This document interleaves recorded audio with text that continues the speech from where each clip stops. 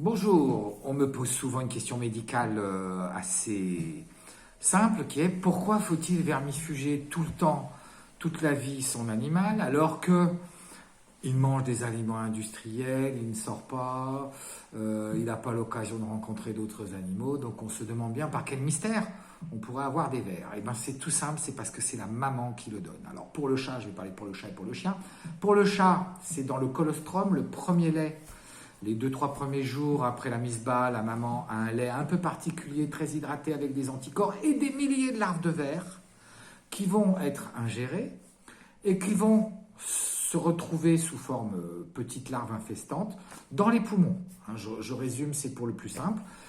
Ces larves de vers dans les poumons, elles sont des milliers et elles vont ressortir toute la vie de l'animal. Alors, notamment s'il est en chaleur, si l'animal est enceinte, ou s'il y a une baisse d'immunité ou du stress. Alors, il fut un temps, on pensait qu'il n'y en avait plus pour les animaux âgés, et en fait, c'est faux. Il y en a aussi toute la vie de l'animal, moins que quand ils ont 6 mois. Mais c'est pour ça qu'il faut traiter toute la vie du chat, par exemple, et du chien encore plus, parce que là, ça passe à travers le placenta. Non seulement ça passe dans le lait, le premier lait, le colostrum, les 2-3 premiers jours après la naissance, mais aussi à travers le placenta à l'intérieur du ventre de la mère. C'est pour ça qu'on considère qu'un chiot sur 4 à la naissance a un ver adulte dans son intestin. Il a les yeux fermés, il a les oreilles fermées pendant 10-15 jours, il a déjà des vers, donc c'est, comme disait Fernand Reynaud, un vieux comique, c'est étudié pour.